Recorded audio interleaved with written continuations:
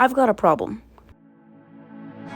So those of you who saw my first isopod video where I made this big tank, no, these isopods here are wild, and there's a certain thing about them that's not very good for terrariums. They tend to eat live plants, like this oak leaf creeping fig.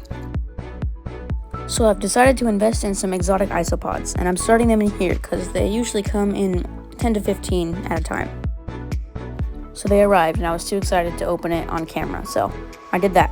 But here they are. These are our powder orange isopods, and they're very fast, have long antennae, and are great for terrariums. Comes with a little care sheet from Critters Direct.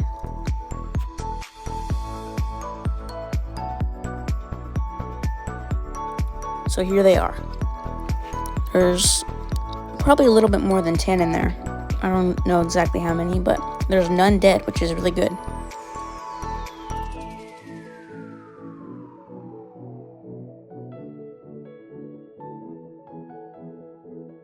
Okay, always the second step, you need the drainage layer. First step is getting a container for the terrarium. So yeah, we'll put these in here. You want them to be as even as possible, as flat as possible, so the water doesn't leak into the soil and cause some mold problems. And you can never really get it exactly flat, which is fine, just as flat as you can. Okay, now we need the mesh for the substrate separator so that the dirt does not go into the drainage layer.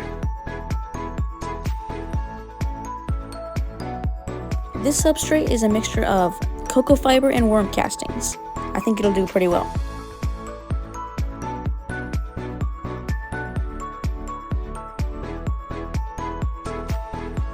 And you do not have to make the substrate layer flat. I'm just going to in this one. Okay, now it's time for planting, which is my favorite part. So, I'll be using this moss here, and we'll plant it in there for the isopods to eat.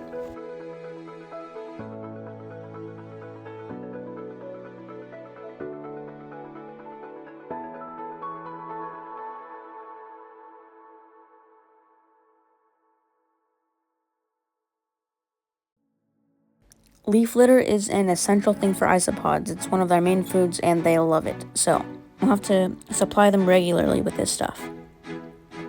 It's also crucial to have a dry side and a wet side of this enclosure. I'm planning on the left side being the wet side because it has all the moss, and the dry side will be the right side.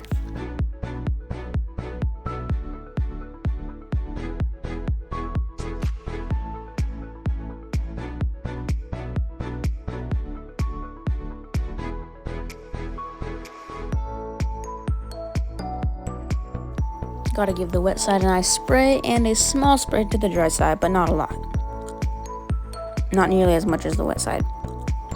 And you'll see I put some moss on top of the leaf litter, and that's fine because they'll go all around in the container, even under the moss and rocks.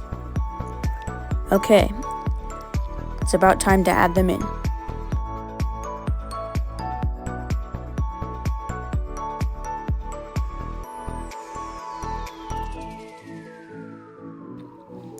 Okay, I'll leave the lid on for a little bit so that they can climb out.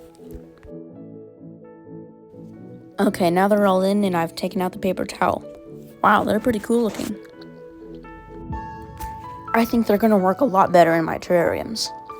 And hopefully they'll breed in here, and yeah, that'll be nice. This is a time lapse of how active they are. They're super active when the lid is off, and they're running around all over the place.